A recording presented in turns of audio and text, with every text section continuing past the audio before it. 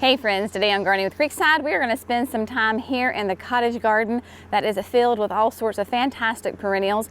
I am going to take you along and kind of show you how I maintain a perennial garden throughout the summer. I'm also going to share with you the tools that I use. These are tools that I use all the time, and if you are a follower of Gardening with Creekside, you know these will not be unfamiliar tools for you, because having the right tool for the job makes everything so much easier. But yes, the cottage garden is a fantastic place right off of our driveway. Loads of color. You can see that this whole area is just very lush right now for sure. So the cottage garden consists of the 2 flower beds on each side of the steps here that go up to the garden boxes. Behind that you will see Hydrangea Hill, and then of course the little chicken coop is peeking out from the top of those firelight hydrangeas up there.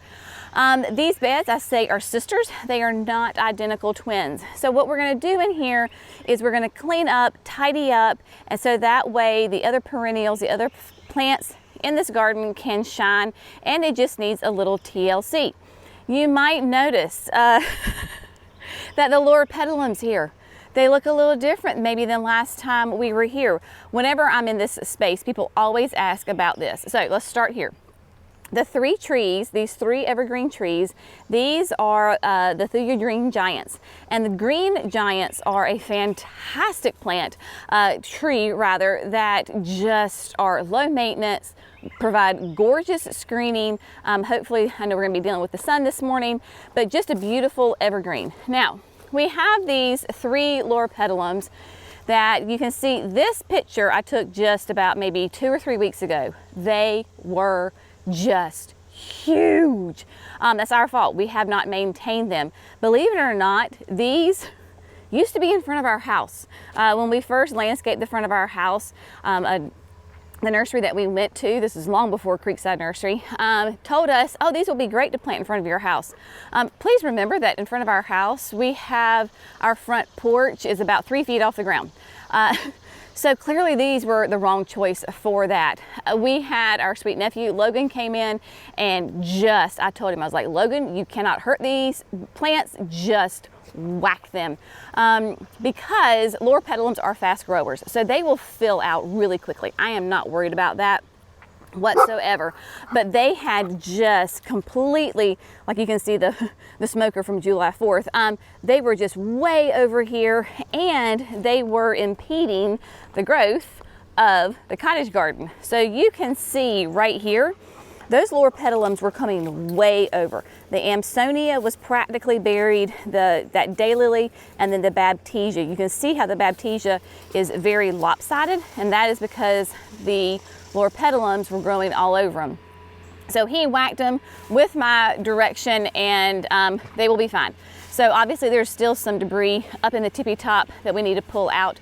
But yeah, so we're going to come in. I'm going to show you how to cut your Amsonia, how to trim baptisia. You know, do you need to go ahead and deadhead your Monarda?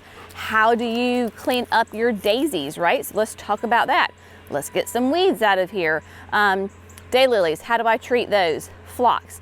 All of these things we are going to go in through here together, and I'm going to show you how I take care, maintain these perennials. Now, let's talk about the tools that I'm going to use today and that I use all the time in the garden. Here in the back of Johnny, I have got what I'm going to use today. So let's just start with first things first. Now, use these pop-up containers from Gardener Supply. They are fantastic. They're like a canvas kind of material. They have handles, but they collapse. So you can collapse them, and that's what the little clips are for. So that way when you store it, it lays flat, and you can hang it up or just keep it on a shelf somewhere in your garden. It has a hard bottom, so it does have holes in the bottom, so if you were to leave it out like I may have done once or twice and it rains, the water will drain through. But also when you're pulling this on like gravel or grass, it doesn't rip the canvas. So this is wonderful. It's very lightweight. You can throw all sorts of debris in there, dump it out, and then move on. So I love this, use them all the time. You will also notice I have my gardener's tool belt. Again, use this thing all the time. Jerry found the company is made by Wheeler Monroe. They are a North Carolina company based out of the mountains, I believe. And they make a fantastic product. There are all sorts of different designs, but you see me wear this constantly because it is just all my tools, all my supplies right here on my hip. So what is in here? I have my Phlox. I have two different Phlox. These are little snips. This is the 322. So Phlox are all numbered, and so this is number 322. And I use these like when I'm deadheading my roses. That is great for that. This is my Phlox that again I use all the time. It is Phlox number 2. This is like my right hand. Use them constantly. I have all of this linked in the video description, and if you are interested in Phlox, of course we have a coupon code that you can enter in and get some money off. So that with the Phlox, and then also in here, like you can keep, I have my phone in there, I have my utility knife, there's a pen, like a plant marker. Can you see that way down in there? See the top of it? Yep. And then of course, again, my other right hand, I have a couple of right hands. This is my Hori Hori. Use the Hori Hori all the time. I don't remember exactly where I got this specific one. There are tons of different, tool companies make Hori Horis. Believe it or not, our folks at HoseLink make one too. They let me have one when they were here for the photo shoot. Love it. So I will link the HoseLink one for you. But yeah, so that is the tool belt. We'll use that very much today. I also have the electric steel trimmers. Jerry got this for me, oh gosh, a couple of years ago because I hate trying to worry about the gasoline as far as like mixing the gas and the oil and cranking and yada, yada, yada. It's noisy, it's smelly, all of that. So this is the electric one from Stihl. I love it. Runs on battery. It is, as you can see, the Stihl HSA 66. Like I said, it was a couple of years ago. They may have a newer model out, but it is super easy to, manage and handle. So we're going to use this for the Amsonia and the baptisia. Because we're going to make a mess, I have got my leaf rake with that, and then again use this all the time. This is a very thick, cushiony kneeling pad. I've had a different one, and I still have it. It's just showing some wear and tear. This one we have for sale at the nursery, but you can also get it online from Kinsman Garden Company. But you can see how really thick this is. I use this on gravel and mulch and rocks and all sorts of things. Protects your knees big time. So I love that. All right, so what I am going to do is I of course have my faithful companion who is with me today. I'm going to set up the camera, and I think we're going to tackle the big things first. So the big things are going to be trimming the Amsonia and the baptisia. Didn't know if you could trim those, so I'm going to show you exactly how I trim them so that they keep a nice big shape and they don't overtake the garden throughout the rest of the season. All right, so here we are standing in front of this beautiful, gorgeous Amsonia. Amsonia is a native perennial. It does gorgeous little true blue star-shaped flowers in the early spring. The blooms themselves are small, but they're on like nice big clusters. So it really just kind of makes the whole plant just kind of glow. It is fantastic. Like I said, this is a mature one, and it is very vigorous. So what the goal is today is we're going to trim this back by about 1/3 to 1/2 of its size, and maybe even a little bit more in certain areas. So the certain areas are like where it's really like hanging over, because the stalks are really long. When it rains or we get a windstorm, like they just get really heavy. And then it becomes kind of a bully in the fact of the foliage is crowding out other plants that need the sunlight.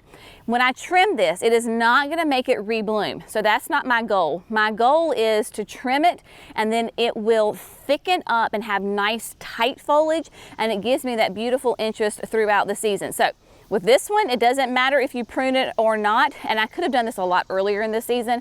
I'm just getting to it now. Now, the other staple that I forgot to mention to you were my gloves. I just adore wearing garden gloves because I have had so many cuts and nicks on my hands that then turn into, like, you know, small infections. It is just not worth it for me to not wear gloves. One of my favorite ones, the brands, is Bellingham. We get these, we have them for sale at the nursery. I'm sure you could probably find them online, but Bellingham is this brand, and I love them. You can throw them in the wash machine, don't dry them, just throw them in the wash, let them go, because, you know, you do get a little hot and sweaty and they get a little stinky after a while and get a little dirty. So, super simple on this. We got our trimmer, and so, right? See how easy that is? I love it. So I'm just gonna come in here and shape this up. As a side note, Amsonia, when you cut it, is kind of what we call like sappy, so this milky white sap will come out. For some people, it can irritate your skin, like make your skin itch. That's not a problem for me, but if that is for you, just maybe make sure you're wearing your gloves, and if you need to wear long sleeves, just be aware of that. The sap can be a little sticky afterwards, but that's just a side note for the Amsonia. So we're just gonna go for it. You really cannot hurt this plant, I promise. Don't be scared, just trim it. It will flush back out, nice tight growth, it'll be gorgeous.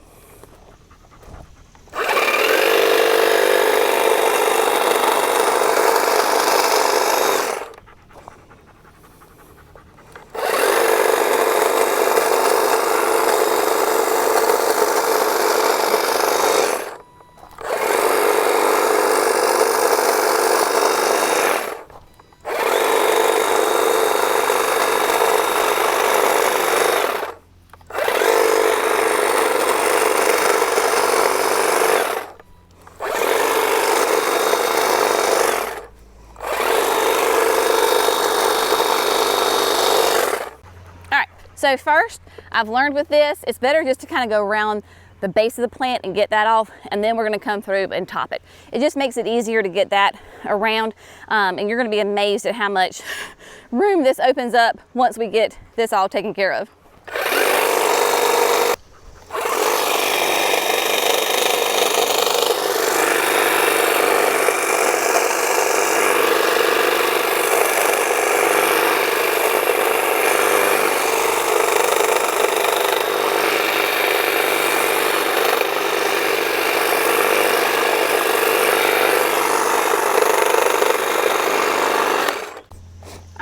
Easy as that, right? Makes a huge difference. Now, some of these, of course, you're gonna have some that you're gonna, you know, clean it up a little bit afterwards as you find it. But again, this will just get nice and thick. It will not take long at all for this to reflush out, but it's not gonna get that crazy long growth. It's just gonna be a nice stocky plant with still that beautiful foliage. Automatically, man, so much more room both on the side of this poor Marvelette Blue Nepeta. Now it can actually be like, woohoo, we have some room to breathe and get some sunshine. The daylily, even though the daylily is done blooming, you'll have that really pretty foliage. We'll get that cleaned up, and then on the side as far as the grass, like it was overhanging the grass, and so it was hard to get the mower, and then when we were edging the grass, it's hard to do that. So now we can get that all cleaned up. The next one, and we're gonna try to work as far as, I think we're gonna work with the sun and try to stay in the shade this morning, because it is mid-July here in North Carolina, and it's already a nice steamy, it's already a little sweaty out here. Baptisia. Baptisia is another fantastic, beautiful spring bloomer that is gorgeous, brings beautiful interest to the garden, but again, it can get a little thuggish with its foliage, especially as a mature plant. This lemon meringue is definitely a mature plant, so I'm going to show you how we're going to clean that one up too as well. This is lemon meringue baptisia, which is an absolute perfect specimen of a plant, and in the springtime she is absolutely gorgeous with her very light yellow stalks full of flowers. This is a mature plant. This has been here since the garden was created, which was probably 5 years ago. 6 years ago maybe, and huge. She is no less than 5 feet, maybe 6 feet across. You can see right here, as far as she is completely taking up the entire pathway here next to the garden boxes. So in the aspect of how we're going to prune this, it is going to be basically essentially exactly like that Amsonia. We're going to cut it back. Don't freak out. It's going to look a little rough. It's okay. I promise it will flush out with new growth as the season goes on. But I just can't have this. She's got to get a haircut. So that's what we're going to do.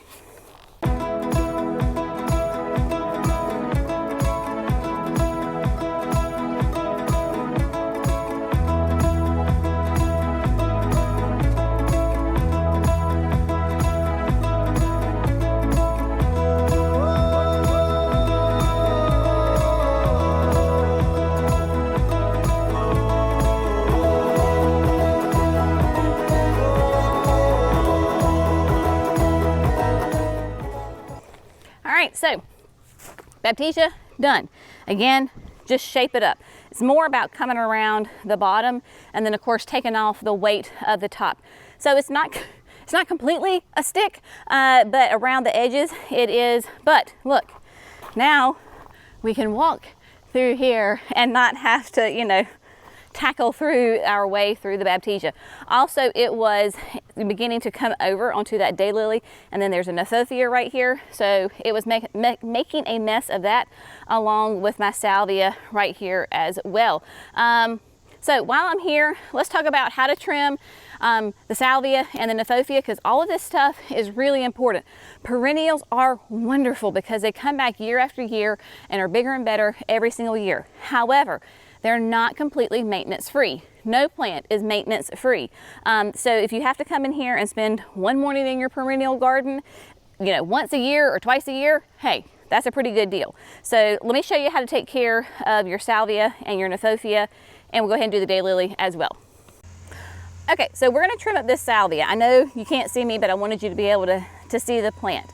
The reason that this poor salvia looks like this right now is because this baptisia was coming over and just really kind of blocking the light from it. So not gonna be tender, y'all. We're gonna gather this up like a semi ponytail, and we're gonna go in and we're just going to trim and cut and then get your foliage out. So if you see any that's dead, like dead stems, go ahead and take that out as well. We got some this is Nothofia back here that's kind of in the way, so we're gonna just trim that up, get that out of here. But with your salvia, your perennial salvia, like I said, and anytime you're doing a perennial, if you've got dead stems like this one is dead, we're just gonna take it all the way back down to the ground and get rid of that.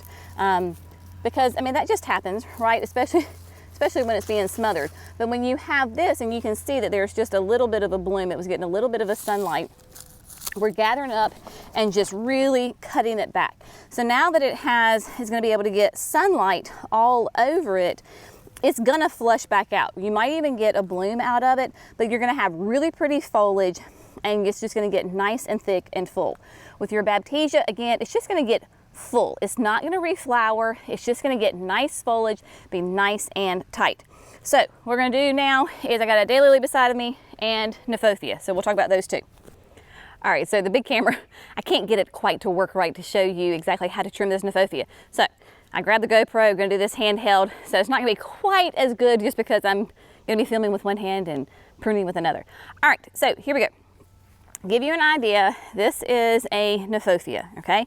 Nothofia, red hot poker, that's the common name. That's how I grew up knowing them. But you can see here that we've got some old blooms that they just look bad, right? So we just need to clean them up. So what we're gonna do is try not to make you too terribly seasick here. And we are going to get our pruners. And here we go. So we come all the way, and again, this is not the best because I'm doing this one-handed. So go down as far as you possibly can where you don't see it, and then just trim it, right? So all we're doing is just getting rid of these stalks. Now Nothofia, I have found the more you give it some good water, the longer it will bloom. So we're gonna get this cleaned up, and again, it's only 9:30, y'all. It's not even 9:30 in the morning, and I am already drenched and just absolutely covered in sweat. That is gardening in North Carolina in July. All right, so gonna get this Nothofia done, and yeah, we're gonna move from there. All right, so I have quite a few daylilies here in the cottage garden. And one thing I have learned by doing these videos is that some people have some very strong feelings about daylilies.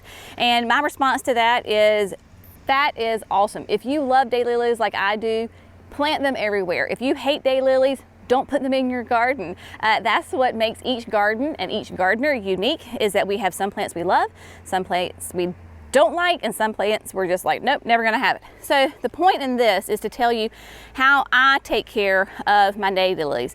Here we have a rainbow rhythm. This is Nothofia from Proven Winners. It is a beautiful, really deep, rich purple with a yellow throat. Honestly, full disclosure, typically I just leave my daylilies alone. Some people just don't like daylilies because they look messy, and I understand that. And I suppose if you had like a really formal garden, you needed things every neat and tidy, then I get that. This is a cottage garden, very informal. So I do not deadhead my daylilies. I do not come out every day and deadhead. Yes, if you do deadhead, obviously it cleans up the plant and makes it look a lot neater. Now, this stalk right here is done. There are no more buds on this. The daylilies are kind of towards the end of their blooming season rather. And so at this point you can just leave them alone, or if you want to clean them up, you certainly can do that. If you want to clean them up, you can get your stalk, very much like the Nothofia, go all the way back, down as far as you can into the foliage, and then just simply cut the stalks off. And you can clean them up that way. It is a total personal preference on what you want to do. Obviously, if there's going to be buds and blooms coming up, then I'm not going to prune those, but it's kind of a little bit of a like, let's see, who is budding and who is not budding, and we're going to take those out. Now, if you tend to be like me and really do not care about deadheading your daylilies, or it doesn't bother you, you can leave these stalks for a length of time, and then eventually they will just pull right out. So at the bottom, they kind of, I don't know, I wouldn't say rot, I'd say more like die. And then you can just go in and just pull straight out of the ground. So that is just those personal preference, what you want to do in your garden. Things we have learned also with daylilies. If the foliage drives you crazy, where it seems like it's too floppy, you can also come in with your daylilies and give it a nice good haircut, and it will flush back out. So again, not getting flowers off of it, but you will get nice thick foliage. And this is where you see I've got a bud here, so I'm gonna leave those alone. Yeah, so with your daylilies, basically just go with it. And that's the thing about daylilies, is that they're so stinking easy, especially, I don't know, maybe it's just me, but daylilies are one of the easiest perennials that I can possibly grow. People ask me all the time if we have issues with deer. We do not. We have deer in the area, but they leave our plants alone. The only thing I can contribute that to is because we have so much like natural wooded area that they have plenty of their own native food supply, and they don't feel the need to eat our plants. However, we do have a bunny in the back, and I think that bunny has been chewing on my echinacea, because I was driving by the other day and I was like, why is my plant so short? Why is it so nubby? And then I saw that bunny out there, so I think I need to sick Brenna on it and scare it away so she goes finds a new home. All right, so daylilies, done. That's how you do it. All right, while we're here, let's hit phlox, because we need to talk about phlox and how we can clean that one up too as well. All right, so here we are standing beside, this is the Luminary Ultraviolet Phlox. a beautiful Paniculata phlox, so it's tall, really nice, pretty cone-shaped flowers on it, a really ultraviolet purple. Clearly, it is at the end of its bloom cycle. If you want to be precise, you can go down above 2 leaves and you can trim it like that. However, you probably know me and know that we're going to do what I call the ponytail method. We're going to gather up and we're going to just trim it. That is the beautiful thing. I hope that you were noticing and picking up on perennials is that they are very forgiving as far as like how you prune them. They respond really well for the most part. I can't think of one that I'm like, oh, don't prune that one. They do really nicely for being pruned and neat and tidy. So this, we may get another flush of flowers because that's just kind of the nature of the plant on this one. So we will just kind of wait and see. If I get another flush, it will be fantastic. But let me show you this. I have one bloom on here. Let's see if the camera will get it. Look at that. Isn't that beautiful? Really, really, like I said, ultraviolet purple. It is gorgeous. And so just cleaning it up. And then right below me, I have some of the opening act phlox, which is an early blooming phlox. And so we're going to do the same thing to that. Just gather it up and trim it back. I have a few more perennials I want to show you how to take care of. All right, Shasta Daisies. This is the Amazing Daisies, and this is the Banana Cream 2. Obviously, we're at the end of the primo bloom cycle. So what we want to do with these is deadhead them. They would do better and you would get longer blooms if you came out and cleaned your plant up on a regular basis. Clearly, I did not do that. So what we are going to do is come in, and so the old blooms, the yucky, nasty brown head blooms, we're going to get rid of those. And you're just going to go down as far as you can to clean up the plant so that it looks really nice. Now I still have some buds. I still have some really nice flowers on here. So we're going to obviously leave those. But with the Shasta Daisies, the more you can clean them up on a regular basis, the longer your blooms are going to be, and obviously prettier the plant. Banana Cream 2 is part of that wonderful Amazing Daisies series from Proven Winners. I really, really like these. I think probably my 2 favorite, because maybe this is because I have the most experience with these, is the Banana Cream 2 and then Daisy May. Banana Cream 2 gets its name because there was a banana cream. This is the improved version. So this is the second edition, shall we say. And so they're just found some improvements to have with the plant. And so that's why it's Banana Cream 2. So Daisy May is your classic white daisy, as opposed to the Banana Cream 2, which starts out a really pretty soft, kind of soft yellow color, and then transitions to a white. So on the same plant, you will have both white and yellow flowers. You see that a little bit here. This is one of my newer ones. That is a nice kind of that creamy yellow next to a more mature flower that is white. So you can see just by coming in here and cleaning this up, it makes a world of difference. Now, obviously, there's not very many blooms or buds on here, but it will make everything look so much better in here. So just come in, clean up your plant, does great. Neat and tidy. Neat and tidy is the name of the game today. Now we're going to move right behind me because I've got some Monarda. Basically, we're going to do the same thing on the Monarda, clean that up, and then my Penstemon. So I'm going to show you the Penstemon, and then I'm just going to set the camera up and I'm going to do mass pruning on everything because I wanted to go through each specific plant and show you how to do that. So now then the work for me begins of just getting overall neat and tidiness in the garden before the sun gets any higher. So Monarda Bee Balm is a beautiful, fragrant perennial in the fact of it is part of the mint family, and so it tends to be more rabbit deer resistant because when you rub the leaves, it has a nice, very herbaceous, minty smell to it. And typically your critters don't like to eat those kinds of plants. So you can see I am being, again, very, very precise here. And I am just coming in and taking off the tops. I am deadheading. So I am deadheading. Once this whole plant is finished, I may get another flush of blooms because I see tons of growth here.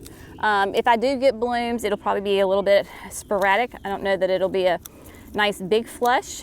Time will tell on that, but just kind of coming in here and getting those heads chopped off, you know, neat and tidy. And it is at right here at a butterfly bush. So we're gonna let her just do her thing. So there you go. Beautiful, nice new foliage, like I said, new growth up here at the top. And so the plant is quite happy. Monardas tend to like consistent moisture. So if you can give it nice consistent moisture, it is going to bloom longer, and then it is going to last a little bit longer. And then we're gonna do one more thing. I'm gonna show you a couple more things. Come on, let's move behind old Babe right here. Don't you love Babe? One of my very first unique stone pieces. My daddy was a hog farmer when I was growing up. And so when we first started ordering unique stone, I saw Babe and I just had to have it. So I got Babe for myself and I got my mama a Babe. So we both have a Babe in our garden. And I tell you, it took me a while to get used to having this pig in the garden because this is our driveway. And so when we drive up, I'm like, what is in my garden? And I was like, oh, it's just Babe. Babe is harmless, but sweet little pig reminds me of my daddy, and lots of childhood memories of pigs. All right, before I can really do the penstemon, we're gonna come in here. This is the exact same Amsonia, type of Amsonia that was growing on the other end of the cottage garden. I tried to plant these flower beds so that they were balanced. This is the one that was suffering so much because of the loropetalum coming over it, and then during the whole pruning process of the loropetalums, it just got whacked. I mean, just laid down. So I am essentially cutting this bad boy straight to the ground. I'm not worried about it.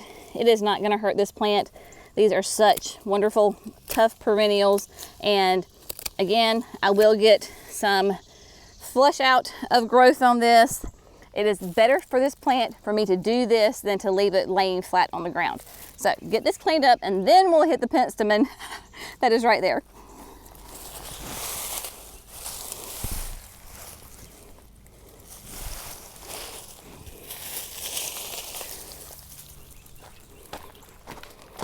Okay, so penstemon, another amazing perennial that is a relatively for us, I would say a mid to late spring bloomer. This is Blackbeard, and Blackbeard is from our friends at Walter's Gardens, and it gets some beautiful, nice height to it with I would say a purple hued, kind of that purpley blue flower on it. Massive attractor for all of your pollinators, all of your friends. Can you tell what I'm doing? I'm being very precise, aren't I? I find a long piece, I pick it up and I cut it back. I mean, there we go. Hopefully this takes out the fear of pruning for you with your perennials. And like I said, they are such tough plants, so easy. Now, this was another plant that was really struggling. Everything in this kind of corner of this bed was on the struggle bus for sure, because those loropetalums were just coming over so far. They were not getting the sunlight that they needed, because everything in here is considered full sun. I mean, the sun is, I am racing the clock on the sun right now. And this is definitely a full sun bed, full sun plants, and they need that to have all their beautiful growth. Now, this part was laying over, but already I'm seeing lots of really nice new growth coming right here. Your Penstemon too is supposed to be a really nice, deep dark burgundy. So if yours is green like mine is, it probably means you're not getting enough sunlight. Or if it's really floppy, it's not enough sun. Now that we have remedied the loropetalum issue, all these plants are really going to take off and just grow and just explode and do great. All right, so we've gone through the tutorial. I'm just going to, through the magic of television and editing, I'm going to get the rest of this bed cleaned up in about 30 seconds, your time. And yeah, so not even 30 seconds, probably more like 3 seconds. So yeah, I'll meet you back here in like 2 shakes of a lamb's tail, and this whole bed is going to look nice and neat and tidy. All right, my friends, so just like that, through the powerful magic of television and YouTube videos, I got a lot of work done in literally just a little blink of an eye. All right, so all jokes aside, all I did was just kind of cleaned up, continued to do what I was doing when you were with me. So we've got the other lemon meringue baptisia that got it all nice and trimmed up. Daylilies are cleaned up. Liatris, this is a fantastic beautiful, makes great for cut flowers. Sweet purple stalks, the pollinators love it. The wind had knocked this one down, so I just kind of cleaned that one up a little bit.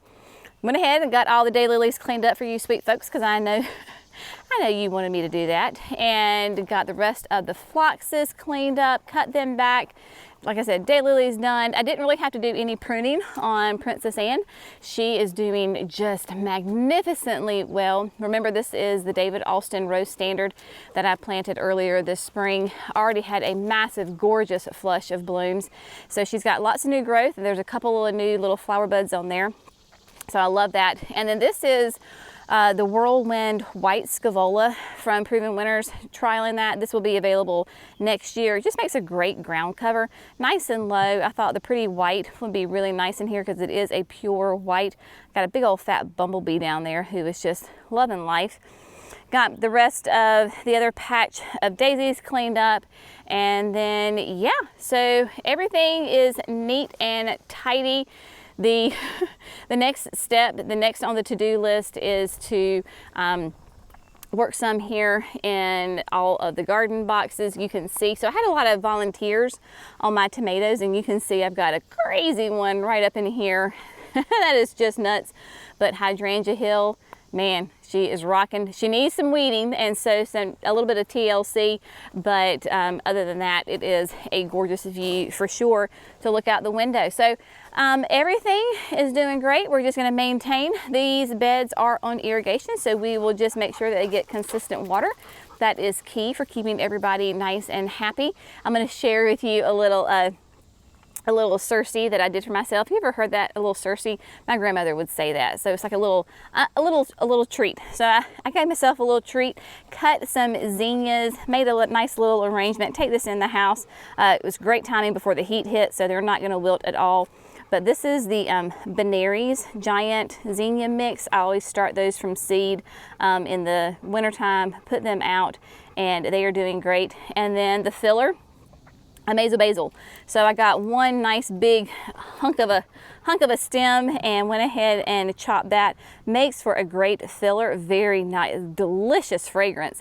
And so it just holds those zinnias in the vase just like that. So no matter what, y'all, even if you're out there in the garden and it's just now 10:30 in the morning and I'm already drenched, like I could already go ahead and have another shower, you know, take time to enjoy the beautiful bounty of your garden and all of your hard work.